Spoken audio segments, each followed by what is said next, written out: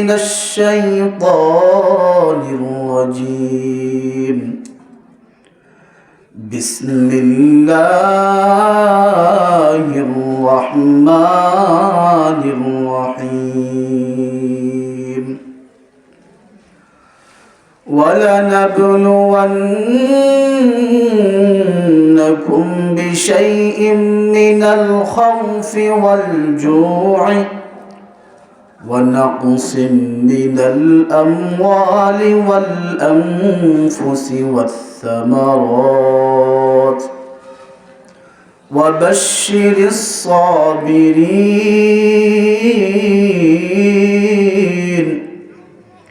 صدق الله العظيم. وعن ابن عمر رضي الله تعالى عنهما أنهما قال رسول الله صلى الله عليه وسلم: ما زال جبريل يوصيني بالجار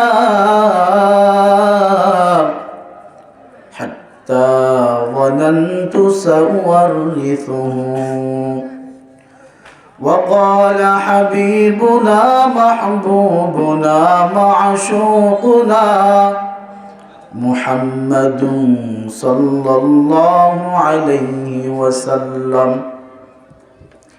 الدنيا سجن المؤمن وجنة الكافر، أو كما قال عليه الصلاة والسلام. كريم السجايا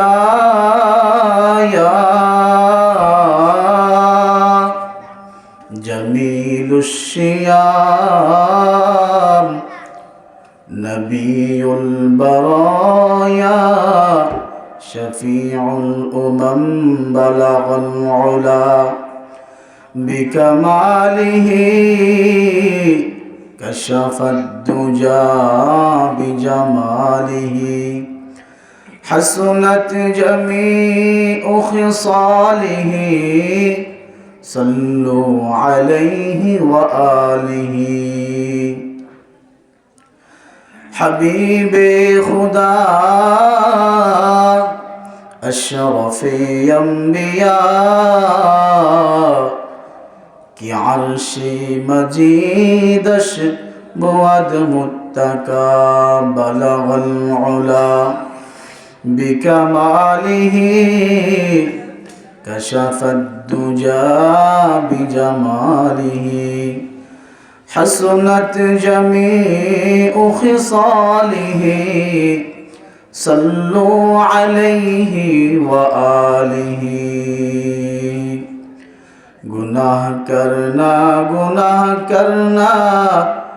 आदत इंसान है, माफ करना आदत गफ्फार है। बलगल उला बिकमालिही कशफद दुजा बिजमालिही हसनत जमीउ खिसालिही सल्लु अलैहि व आलिही। अल्लाहुम्मा सल्लि अला मुहम्मद व अला आलि मुहम्मद कमा सल्लैता अला इब्राहीम व अला आलि इब्राहीम इन्नका हमीदुम मजीद। अल्लाहुम्मा बारिक अला मुहम्मद व अला आलि मुहम्मद कमा बारकता अला इब्राहीम व अला आलि इब्राहीम इन्नका हमीदुम मजीद। অধ্যকার আয়োজিত মরিচাকান্দি আদর্শপাড়া জামে মসজিদের উন্নয়ন কল্পে নবম বার্ষিক ইসলামী মহাসম্মেলনের সম্মানিত সভাপতি জনাব ডাক্তার মোহাম্মদ আবুল হাশেম মুতাওয়াল্লি আদর্শপাড়া জামে মসজিদ এবং দিগর উলামায়ে কেরাম মুরব্বিনা ইযম, আমার প্রাণপ্রিয় যুবক ভাইয়েরা ও আমার পর্দার আড়ালের পর্দানিশীন অবলা সরলা মা ও বোনেরা, আমার পাশে বসা হাফেজ মাওলানা জুনাইদ আহমেদ সাহেব, সবাইকে আমার অন্তরের অন্তঃস্থল থেকে প্রথমে সালাম জানাচ্ছি, আসসালামু আলাইকুম ওয়া রাহমাতুল্লাহ। আমরা সবাই সর্বপ্রথম ওই মহান রব্বুল আলামিনের দরবারে শুকরিয়া জ্ঞাপন করছি যে মহান রব্বুল আলামিন আমাকে আপনাকে সুস্থ রেখে বিভিন্ন নাজ নিয়ামত দান করেছেন এবং একটা দ্বীনি মাজলিসের মধ্যে আসা এবং বসা, কুরআন এবং হাদিসের আলোকে কিছু কথা শোনার জন্য তৌফিক দিয়েছেন। ওই মালিকের দরবারে একবার শুকরিয়া জ্ঞাপন করি, আলহামদুলিল্লাহ। সেই মহান রবের কাছে আমার আরজি, আল্লাহ পাক রব্বুল আলামিন যেন যতটুকু আলোচনায় হয় আমাকে এবং আপনাদেরকে আমল করার জন্য তৌফিক দান করেন। বর্তমান অবস্থায় আমরা দেখতে পাচ্ছি যে আমাদের দ্বীনি মাজলিসের মধ্যে লোক সংখ্যা কম হয়। এখন এই দ্বীনি মাজলিস সম্পর্কে বড় বড় মনীষীরা কি বলেন, খিয়ারুল মাজলিসি মাজালিসুল উলামা, সবচেয়ে উত্তম মাজলিস হল উলামাদের মাজলিস। এখন আপনারা যেখানে আসছেন আপনাদের কি ফায়দা, কি লাভ?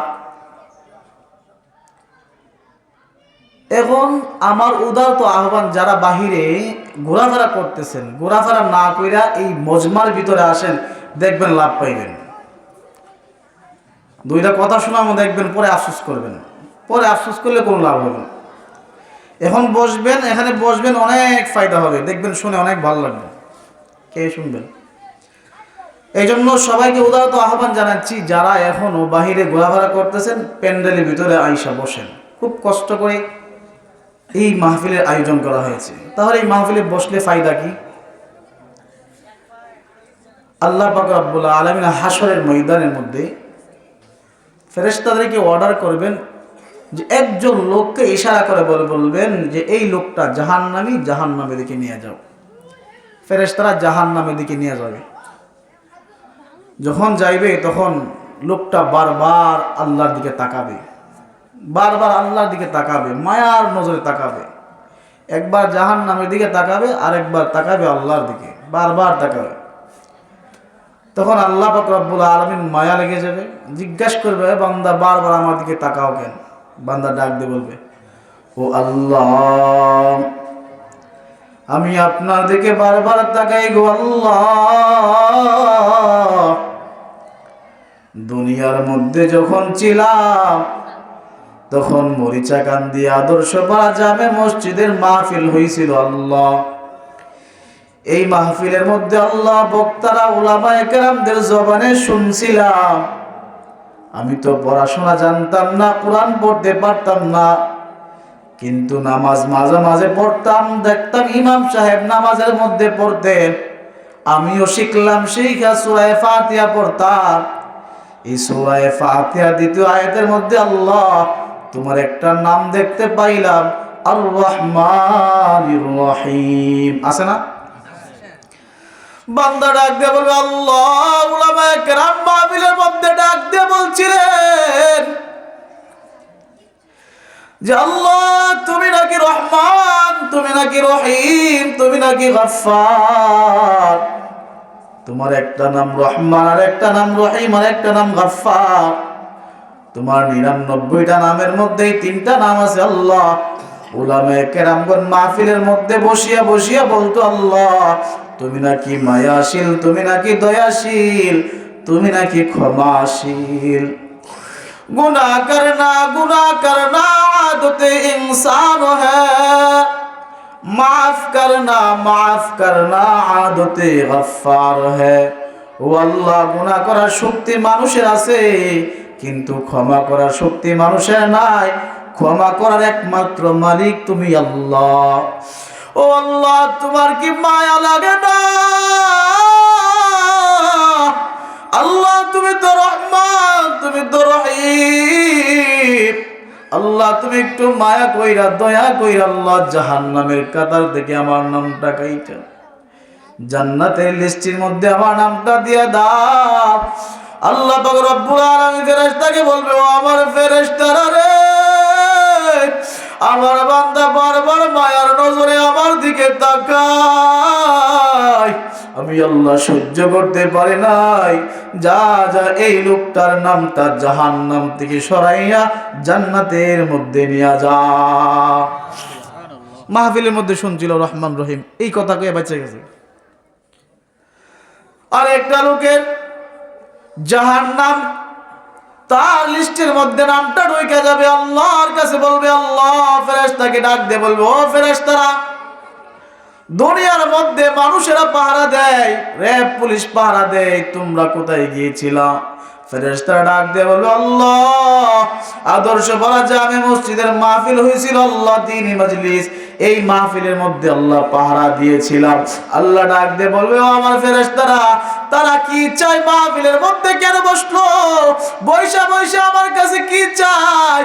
ফেরেশতারা ডাক দিয়ে বলবে, আল্লাহ তারা দুনিয়ার মানুষের কাছে কিচ্ছু চাই না, মাহফিলের মধ্যে বসিয়া বসিয়া আল্লাহ আপনার কাছে জান্নাত চাই, জাহান্নাম থেকে মুক্তি চাই। ও আল্লাহ, তারা বারবার কয়, মাহফিলের মধ্যে বসলাম, জাহান্নামের কথা শুনলে জাহান্নামের আগুন সহ্য করতে পারবো না, দুনিয়ার আগুনের মধ্যে আগুনটা রাখতে পারি না, ওই দুনিয়ার আগুন আমার আঙ্গুলটাকে পুরো ছারখার করে দেয়, জাহান্নামের আগুন আরো কঠিন হবে, কেমনে সহ্য করব? আল্লাহ পাক রব্বুল আলামিনকে যখন ফেরেশতারা এই কথা বলবে, আল্লাহ পাক রব্বুল আলামিন বলবে, আমি তো রহমান, আমি তো রহিম, যা যা আদর্শ পড়া যাবে মসজিদের মাহফিলের মধ্যে যে সমস্ত লোকেরা বসেছিল সমস্ত লোকদেরকে জান্নাতের মধ্যে পাঠায়া দেয়। ফেরেশতারা ডাক দিয়ে বলবে, আল্লাহ সবাই তো মাহফিল শুনতে আয় নাই, কি শুনতে আসছিল? কই এটা নিয়ত বলা ছিল না, নিজের কাজকর্ম কাজের জন্য গেছে, কম একটা মাহফিল হইতেছে, কণ্ঠটা ভালো লাগছে, মাহফিল একটু শুনে আসে। বসছে, বসে তো কোরআনের কথা ভালো লাগে, মুনাজাত করে তারপরে বাড়িতে গেছে।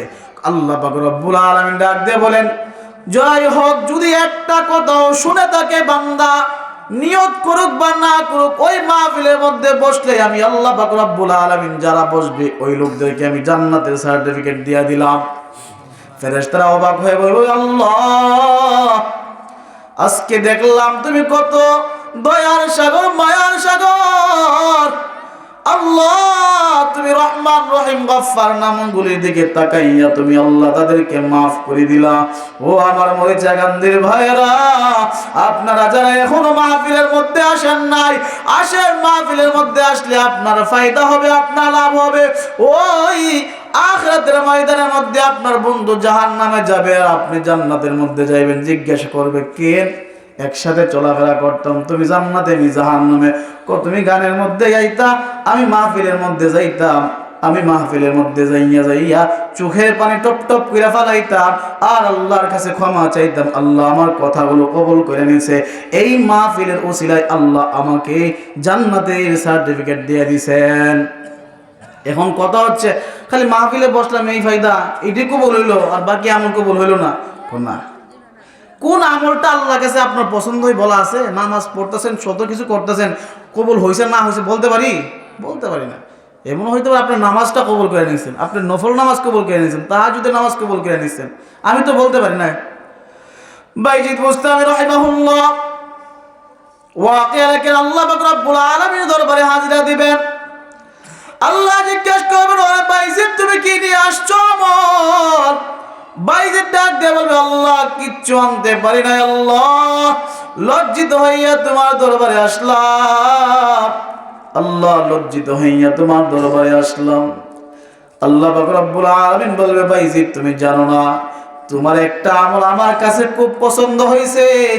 একদিন কনকনে শীতের রাত্রির মধ্যে তুমি রাস্তা দিয়ে হাঁটছিলা, বাসার মধ্যে যাইতেছিলা, তো একটা বিড়ালের বাচ্চা তুমি দেখতে পাইছো, ওই বিড়ালের বাচ্চাটাকে তুমি আদর কইরা যত্ন কইরা তোমার লেফের মধ্যে ভালো কইরা শোয়াইয়া দিছো, আর অন্যান্য মানুষরা বাড়ির মধ্যে লেপ দিয়া ঘুমাইছে, আরাম কইরা ঘুমাইছে।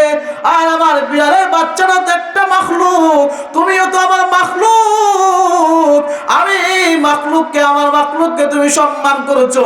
আমি আল্লাহ পাক রব্বুল আলামিনের কাছে তোমার এই আমলটা অনেক পছন্দ হয়ে গেছে। এই আমলটা পছন্দ হওয়ার কারণে তোমার সমস্ত আমল আমার কাছে পছন্দ হয়ে গেছে। আমি আপনাদের সামনে তেলাওয়াত করছিলাম, ওয়ালা নাবলুওয়ান্নাকুম বিশাইইম মিনাল খাউফি ওয়াল জু'i ওয়া নাকসিম মিনাল আমওয়ালি ওয়াল আনফুসি ওয়াস সামারাত ওয়া বাশশিরিস সাবিরিন। আল্লাহ পাক রব্বুল আলামিন বলেন, যে বান্দা, আমি আল্লাহ পাক রব্বুল আলামিন অবশ্যই তোমাদেরকে পরীক্ষা করব, ক্ষুধার মাধ্যমে পরীক্ষা করব, তোমাদেরকে আমি ভয়ের মাধ্যমে পরীক্ষা করব, আমি তোমাকে তোমার ক্ষেত খামার করবা, ক্ষেত খামার ধ্বংসের মাধ্যমে আমি তোমাকে পরীক্ষা করব, আমি আল্লাহ পাক রব্বুল আলামিন তোমাকে ঈমান দ্বারা পরীক্ষা করব, আমি আল্লাহ পাক রব্বুল আলামিন তোমাকে অনেক কিছুর মাধ্যমে, ব্যবহারের মাধ্যমে, চরিত্রের মাধ্যমে কতগুলো পরীক্ষা করব হিসাব ছাড়া। আমি আল্লাহ পাক রব্বুল আলামিন কাউকে একবার পরীক্ষা নেই, কাউকে বারবার পরীক্ষা নেই, কাউকে সহজ পরীক্ষা নেই, কাউকে কঠিন পরীক্ষা নেই। আমি আল্লাহ পাক রব্বুল আলামিনের পরীক্ষার মধ্যে যারা পাস করবে তারা সফলকাম হইবে, তারা জান্নাতের মধ্যে যাইবে। আর এই পরীক্ষার মধ্যে যদি ধৈর্য ধারণ করতে পারে, তাহলে নবীকে বলেন, নবী আপনি সুসংবাদ দিয়ে দেন, যারা ধৈর্য ধারণ করে পাস করবে তাদের জন্য জান্নাতের সুসংবাদ রয়েছে। ঈমানের পরীক্ষা কেমনে নেয়? আল বিদায়া ওয়ান নিহায়া ইতিহাসের কিতাব থেকে শোনাচ্ছি। এই কিতাবের মধ্যে লেখেন, ওমর ইবনুল খাত্তাব রাদিয়াল্লাহু তাআলা আনহুর জামানায় আল্লাহর নবী সাল্লাল্লাহু আলাইহি সাল্লামের যুল কদর একজন সাহাবী আব্দুল্লাহ ইবনে হুযাফা রাদিয়াল্লাহু তাআলা আনহু। এই হাদিস থেকে আপনারা বুঝবেন যে আমরা ইসলামের জন্য কত রোগ করছি আর তারা কত রোগ করছিল, কেমন ভাবে ঈমানের পরীক্ষা তার কাছ থেকে নিয়েছিলেন আল্লাহ পাক রব্বুল আলামিন। আর এই যুবক কেমনে পাস করেছিলেন? ওমর ইবনে খাত্তাব রাদিয়াল্লাহু তাআলা আনহু জামানায় রোম সাম্রাজ্যের মধ্যে পাঠালেন সেনাপতি বানাইয়া। তখনকার রোম সাম্রাজ্য ছিল ভারত উপমহাদেশ থেকে অনেক বড়। এই রোম সাম্রাজ্যের বাদশা ঘোষণা দিলেন যে তোমরা কাউকে বন্দী করবা না, তোমরা কাউকে জেলখানার মধ্যে নেবা না। আজকের দিন আমার অর্ডার হলো, কিছু মুসলমান আমার কাছে ধইরা আনবা, এই মুসলমানদেরকে আমি ঈমানের পরীক্ষা নেব, দেখা যাবে তাদের ঈমানটা কত বড় মজবুত। তখন বাদশার কথা অনুযায়ী লোকেরা ওই মুসলমানদের জামাতটাকে ধইরা রাজধানীর মধ্যে পাঠাইলেন। পাঠানোর পর বাদশাকে খবর দিলেন, ও বাদশাহ, মুসলমানদের জামাত বন্দী করলাম, ও বাদশাহ কি করবো? আমার রুমের ভিতরে পাঠায় দাও, আমার কাছে পাঠায় দাও। বাদশার কাছে পাঠায় দেওয়ার পর সবার সামনে ঈমানের পরীক্ষা নিচ্ছেন। আব্দুল্লাহ বলতেছেন যে এই দলের আমিরকে, সেনাপতিকে একজন যুবক দাঁড়ায় গেলেন, নাম কি তোমার? বাদশাহ বলেন, নাম আমার আব্দুল্লাহ ইবনে হুযাফা। তুমি যুবক, তোমাকে আমার খুব পছন্দ হয়েছে, আমি তোমাকে খুব ভালোবাসি, আমি তোমাকে খুব মহব্বত করি, আসো আসো আমার পাশে আইসা বসো। পাশে আইসা বসলেন। বসার পর বলতেছেন, আমি তো তোমাকে অনেক মহব্বত করি, ভালোবাসি, কিন্তু ভালোবাসাটা আরো গভীর করতে চাই, ভালোবাসাটা আরো গভীর করতে চাই। কেমনে গভীর করতে চান? একটা জায়গার মধ্যে পেশ, কোন জায়গার মধ্যে পেশ? তুমি মুসলমান, আমি খ্রিস্ট ধর্মের অনুসারী, আমি খ্রিস্টান, তুমি মুসলমান, তফাৎ হয়ে গেছে। তুমি খ্রিস্টান ধর্ম অবলম্বন করো, মুসলমান ত্যাগ করে দাও, ইসলাম ধর্ম ছাইড়া দাও, তোমার ঈমানটা বিক্রি করে দাও, তাহলে আমার যত সাম্রাজ্য আছে অর্ধেক সাম্রাজ্যের বাদশা তোমাকে বানায় দেব, তোমাকে মালিক বানায় দিব। আর আমি ইন্তেকাল হওয়ার পর আর পুরা সাম্রাজ্যের মালিক তুমি হয়ে যাইবা। কারণটা কি? আমার ঘরের মধ্যে একটা সুন্দরী রূপবতী গুণবতী একটা মেয়ে আছে, এই মেয়েকে তোমার কাছে বিয়া দিব, বিয়া দিলে সমস্ত সাম্রাজ্যের মালিক তুমি হয়ে যাইবা। আব্দুল্লাহ ইবনে হুযাফা রাদিয়াল্লাহু তাআলা আনহু যুবক সাহাবী ডাক দিয়ে বলেন, ও রুমের বাদশা, ইয়া কালবার রূম, ও রুমের কুকুর বাদশাহ এমন করে গালি দিয়ে বলতেছেন, আমার জীবন চলে গেলে আমি কোনোদিন ঈমান ছাড়তে পারবো না, আমি মুসলমান ধর্ম ছাড়বো না, আমি আমার নবীকে খুব ভালোবাসি, আমি আমার ধর্মকে খুব সম্মান করি, আমি জান্নাত পেতে চাই, আমি তোমার ধর্ম অবলম্বন করবো না। বাদশাহ রাগান্বিত হইয়া বললেন যে, ও আমার লোকেরা, জেলখানার মধ্যে ঢুকাও। জেলখানার মধ্যে ঢুকানোর পর বাদশাহ বলতেছেন যে, ও ডাক্তার, তুমি 1 সপ্তাহ যাইবে, সপ্তাহের পর সপ্তাহ চলে যাবে, যখন ক্ষুধার জ্বালায় চটপট করবে, কথা বলতে পারবে না, আমাকে জানাইবা। 1 সপ্তাহ যাবত কোনো দেখাশোনা নাই, জেলখানার মধ্যে বন্দি, তাই খাবার নাই, দাবার নাই, পানিও নাই, কিচ্ছু নাই, কথা বলতে পারতেছেন না। 1 সপ্তাহ পর ডাক্তার গেছেন, গিয়ে দেখেন আব্দুল্লাহ ইবনে হুযাফা কথা বলতে পারতেছে না। আব্দুল্লাহ ইবনে হুযাফা একবারে কথা বলতে পারে না, অবস্থা খুব খারাপ। বাদশাহ কাছে বললেন, বাদশাহ, আব্দুল্লাহ ইবনে হুযাফা মারা যাবে। বাদশাহ বললেন, তাড়াতাড়ি নিয়ে যাও, শুকরের গোশত নিয়ে যাও, আর মদের পানি নিয়ে যাও, পানি পান করবে, মদ খাওয়ামো, তাদের ধর্মে এগুলো হারাম, তাদেরকে হারাম জিনিস ভক্ষণ করামো। এই কথা বলার পর মদের পানি এবং শুকরের গোশত ডাক্তার নিয়ে সামনে গেলেন, সামনে দিলেন। দেওয়ার পর আব্দুল্লাহ ইবনে হুযাফা খাবারটা দিয়ে খুশি হইলেন, খাবারটা মুখের মধ্যে নেবে, এমন মুহূর্তে ডাক্তার ডাক দিয়ে বলবে, এ আব্দুল্লাহ ইবনে হুযাফা রে, তুমি কি জানো এটা কিসের খাবার? না না, আমি জানি না। অনেক দিন পরে খাবার পাইলেন, আবার ডিস্টার্ব দাও। বলতেছে ডাক্তার, বলতেছে এই খাবারটা হচ্ছে শুকরের গোশত এবং মদের পানি তোমাদেরকে দিলাম। আব্দুল্লাহ ইবনে হুযাফা এই কথা শুনে না রাগান্বিত হইয়া বললেন যে, এ ডাক্তার, না খাইয়া মরে যাব, কিন্তু তোমাকে একটা লাথি মেরে তোমার খাবার সহকারে তোমাকে এই ঘর থেকে বের করে দিব। যাও, আমার সামনে থেকে সরে যাও, তোমার বাদশাকে বলো আমাকে যা খুশি তাই করতে, কিন্তু আমি কখনো শুকরের গোশত এবং মদের পানি খাবো না। কেন? এটা আমার ধর্মে হালাল নয়, হারাম। এই কথা বলার পর আব্দুল্লাহ ইবনে হুযাফা ডাক্তার মালিকের কাছে আসছেন, বাদশার কাছে আইসা বলেন, বাদশাহ, ব্যাপারটা বুঝলাম না, এতক্ষণ কথা বলতে পারছে না, মুখ দিয়ে আওয়াজ আসছে না, কিন্তু এখন আমি যখন বললাম শুকরের গোশত এবং মদের পানির কথা বললাম, তখন রাগান্বিত হইয়া আওয়াজ কোথায় থেকে আসলো? মুসলমানদের গর্জন কি এত ভয়ঙ্কর হয়?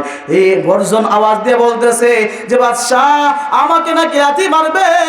বাদশাহ রাগান্বিত হইয়া গেছে, আগামীকালকে সকাল হলেই তোমরা লোক সবাইকে ডাকবা, লোক সকলকে ডাইকা তোমরা উপস্থিত লোকদেরকে বলবা আমার সামনে উপস্থিত হওয়ার পর বড় একটা ডেক্সি আনার জন্য।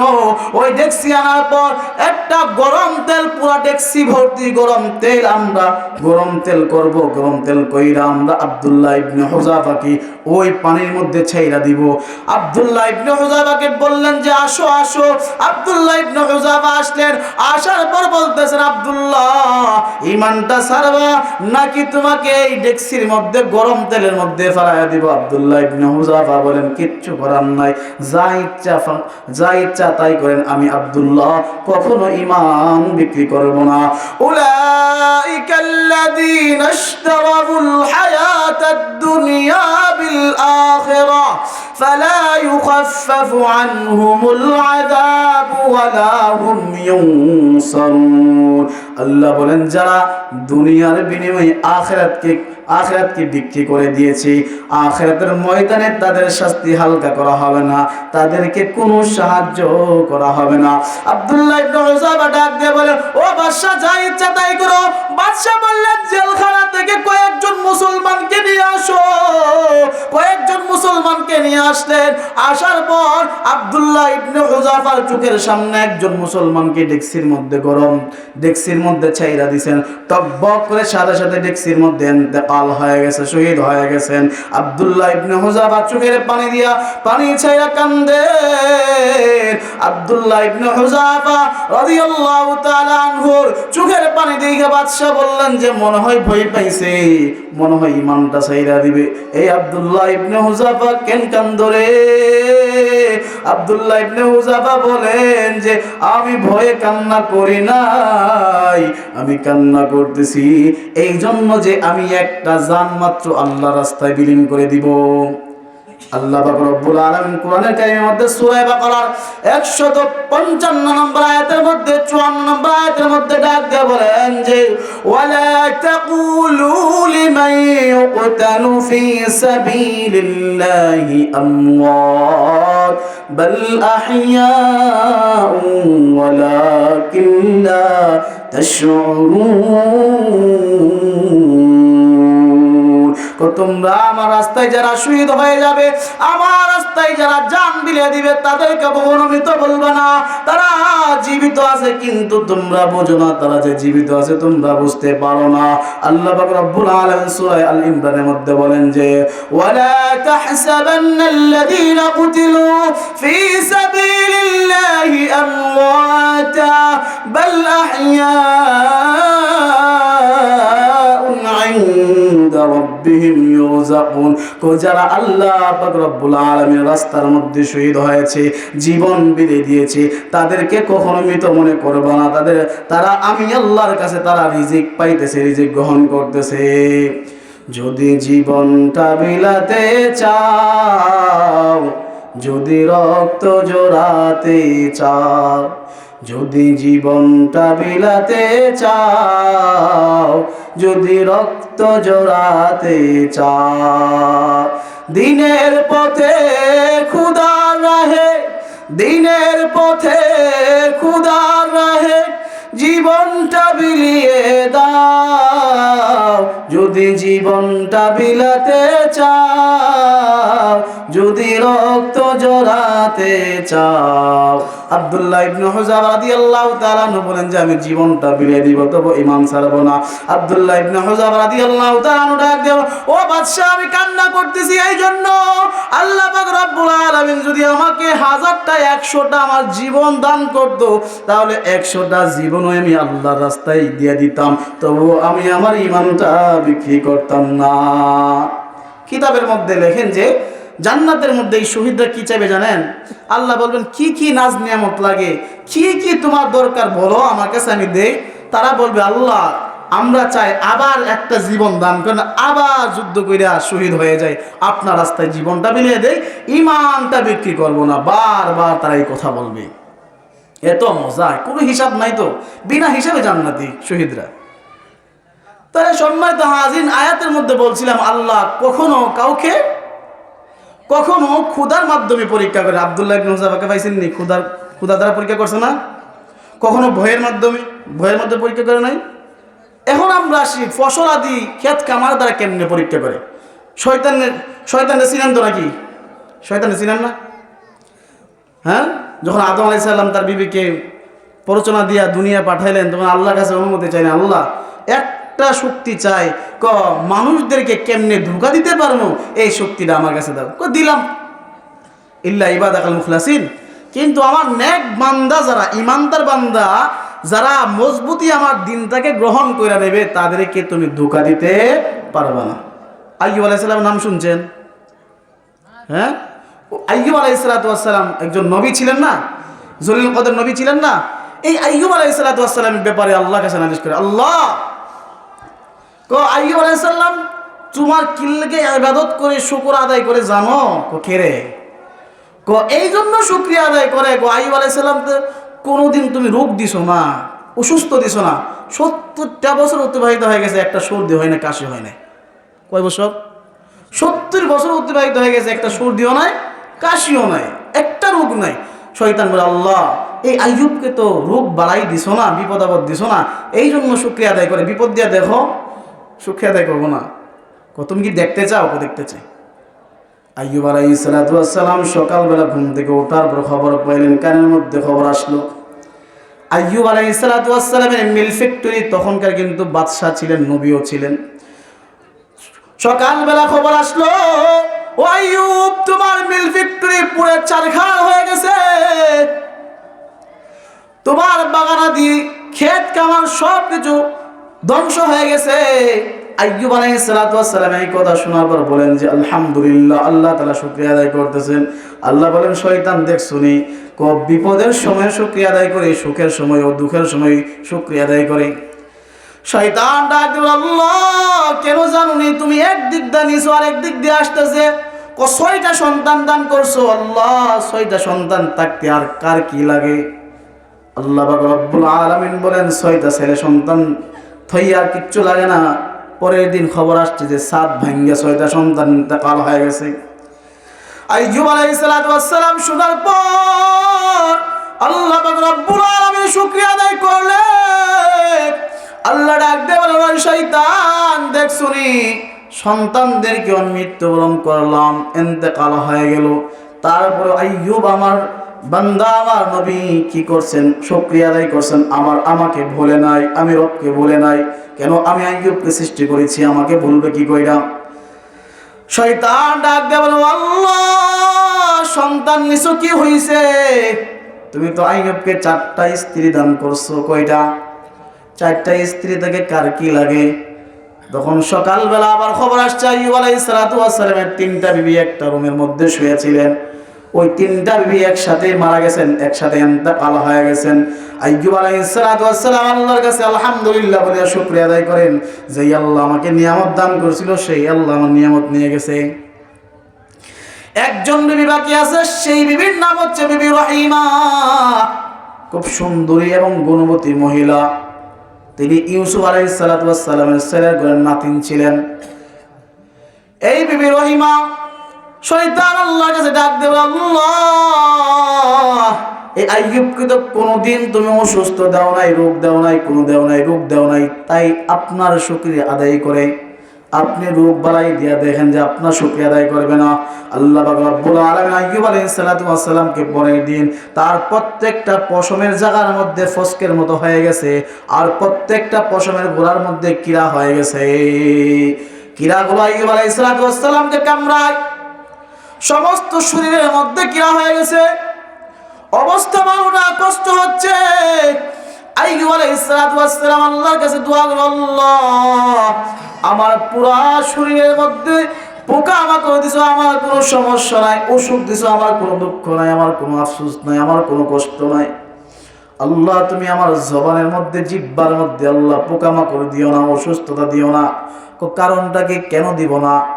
আইয়ুব আলাইহিস সালাতু ওয়াস সালাম বলেন, ও আল্লাহ এই জবান দ্বারা আল্লাহ আমি আপনাকে ডাকি, আল্লাহ আল্লাহ বলিয়া জিকির করি, আল্লাহ এই জবান দ্বারা তোমার শুকর আদায় করি। আল্লাহ আপনি আমার এই জবানের মধ্যে আপনি আমার সমস্যা দিয়েন না, রোগ দিয়েন না গো আল্লাহ। এই জবানটা কত মর্যাদা। আইয়ুব আলাইহিস সালাম তখনকার বুঝছেন আপনার আমার জিহ্বা সুস্থ আসেনি, কিন্তু আপনি কতবার আল্লাহ জিকির করি, আল্লাহ জিকির করতে জানি না। একটা মাহফিলের মধ্যে বসবো সেটাও আমরা বসতে পারি না। ও দুর্ভাগা মানুষ! আইয়ুব আলাইহিস সালাম বারবার দোয়া করে, আল্লাহ আমার জবানটা ভালো রাখো, আল্লাহ এই জবানের মাধ্যমে তোমার নাম নিয়ে যেন জপতে পারি। আল্লাহ তোমার নামের মধ্যে এত মজা আল্লাহর কোন জিনিসের মধ্যে আমি এত মজা পাই নাই গো আল্লাহ, আমার জবানটা ভালো রাখো, জিহ্বাটা ভালো রাখো। আল্লাহ বলেন, না এটা তোমার জন্য হবে না। আল্লাহ পাক রব্বুল আলামিন জবানের মধ্যেও কি দিয়েছেন? কীড়া পোকা দিয়ে দিয়েছেন। শয়তানকে ডাক দিয়ে বলতেছেন, ও শয়তান, আইয়ুবকে আমি রোগ দিলাম, এত বড় রোগ আমি আর কাউকে দেই নাই, তবু দিয়ে জবানটা দ্বারা কি করে আমার নামগুলো উচ্চারণ করে আমার শুকরিয়া আদায় করে, এখন কি বলবা? শয়তান ডাক দিয়ে বলে, আল্লাহ এই আইয়ুব আলাইহিস সালাতু ওয়াস সালামকে আল্লাহ আপনি পরীক্ষা দিতেছেন। আল্লাহ আইয়ুব তো সহ্য করতে পারবেন, আপনি কিছুদিন অপেক্ষা করেন, আপনি কিছুদিন অপেক্ষা করেন, বুঝতে পারবেন। আইয়ুব আলাইহিস সালাতু ওয়াস সালামের যখন রোগ হয়ে গেলেন, শরীর থেকে দুর্গন্ধ, এলাকার মানুষের মধ্যে কেউ থাকতে পারে না। সমস্ত মানুষ মহিলারা ডাক দিয়ে বলতেছে, বিবি রহিমা এই স্বামী ছাইরা তুমি বাপের বাড়ি চলে যাও। বিবি রহিমা বলেন, না আমি আমার স্বামী ছাড়া আমি যাইতে পারবো না। কেন? আল্লাহর নবী বলেন যে, হাদিসের মধ্যে বলেন যে, আমি শুনছি যে আল্লাহ পাক রব্বুল আলামিন যখন কোন বান্দাকে ইন্তেকাল দিবেন, মৃত্যু দিবেন, ওই স্ত্রী লোকটা মারা যাওয়ার সময় যদি তার প্রতি তার স্বামী খুশি থাকে, সন্তুষ্ট থাকে, তাহলে এই মহিলার সাথে সাথে জান্নাতের মধ্যে প্রবেশ করবে। আর যদি স্বামী খুশি না থাকে তাহলে জাহান্নামের মধ্যে ফালাইবে। এই জন্য আমি যাইতে পারবো না। তাহলে তুমি এলাকা ছাইরা চলে যাও তোমার স্বামীকে নিয়ে। আল্লাহ নবী সাল্লাল্লাহু আলাইহি সাল্লাম হাদিসের মধ্যে বলেন, আইয়ুমা ইমরাতিন ইযা সাল্লাত খামসাহা ওয়া সামাত সাহরাহা ওয়া হাফিজাত ফারজাহা ওয়া আতাআত বালাহা। আল্লাহ নবী সাল্লাল্লাহু আলাইহি সাল্লাম বলেন, মহিলাদের আল্লাহর প্রিয় বান্দী হওয়ার জন্য খুব সহজ। চারটা জিনিস সে অর্জন করতে পারলে সে জান্নাতি হয়ে যাবে, আল্লাহর প্রিয় বান্দী হয়ে যাবে। চারটা জিনিস কি? এক নাম্বার হচ্ছে যেই মহিলা 5 ওয়াক্ত নামাজ পড়ে। কয় ওয়াক্ত? 5 ওয়াক্ত নামাজ পড়ে এবং রোজা রাখে, এবং কি রাখে? ফরজ রোজাগুলো মিস দেয় না, রাখে। 3 নাম্বার হচ্ছে যদি লজ্জাস্থানকে হেফাজত করে।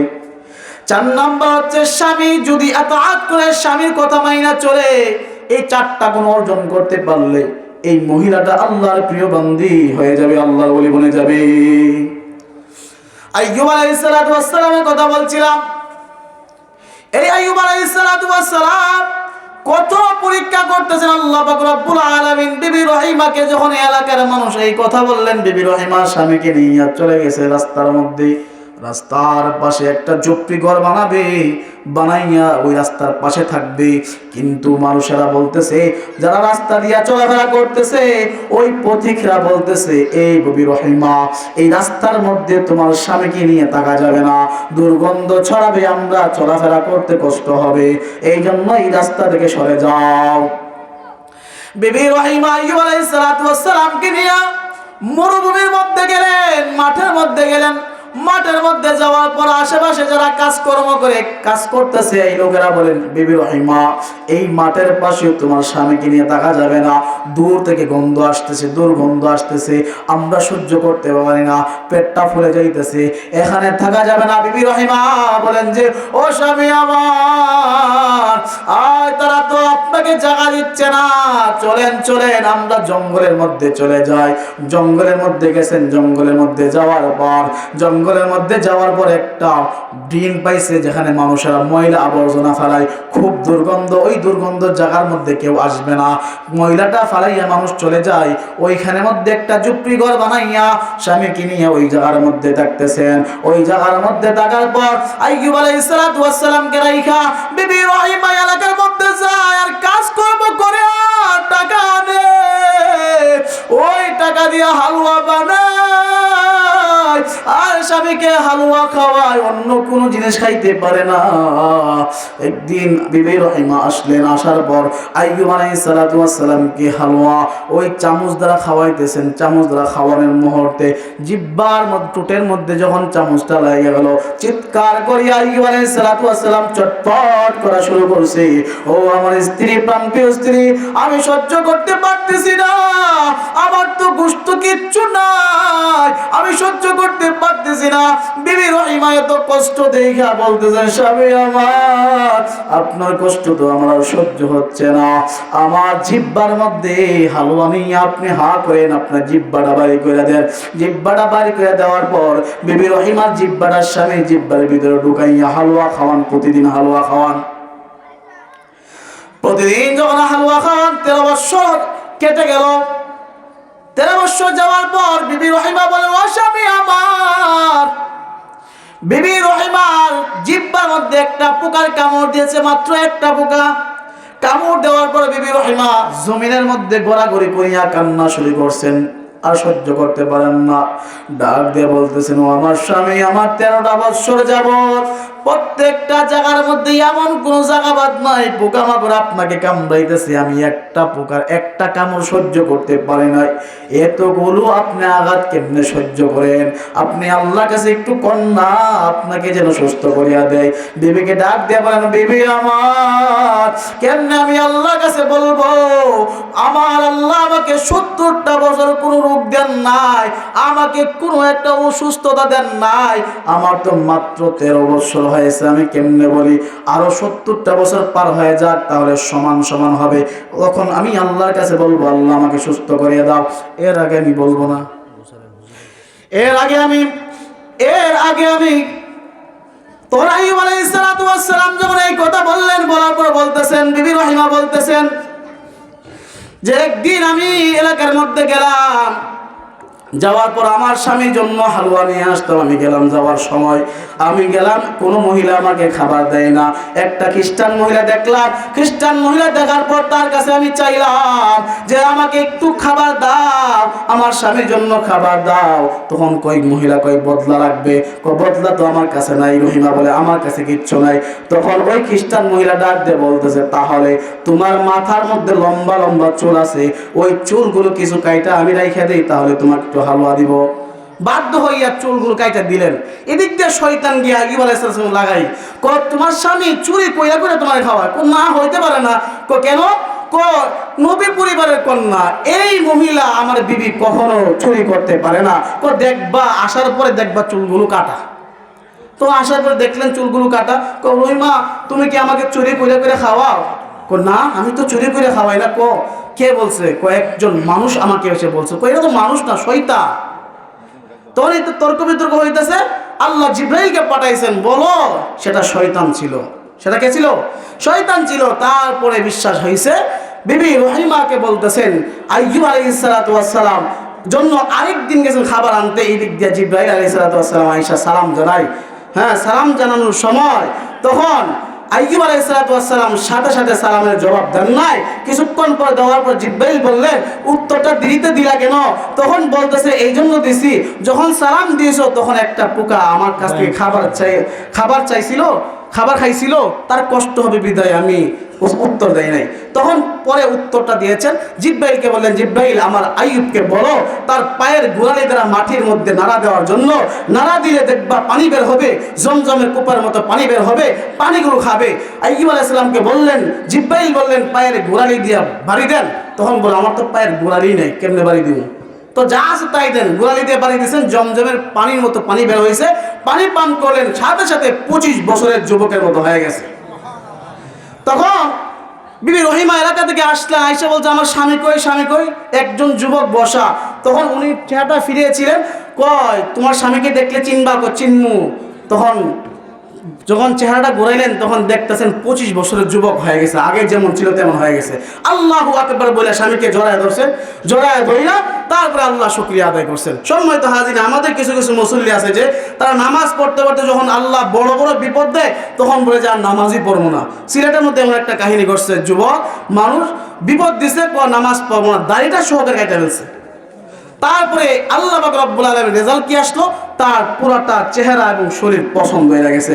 এই জন্য সম্মানিত হাজির, আল্লাহর নবী বলেন, ইসবিহু রাজুলুন মুমিনান ওয়া ইউমসি কাফিরান, সকাল বেলায় মুমিন, বিকাল বেলায় কাফের।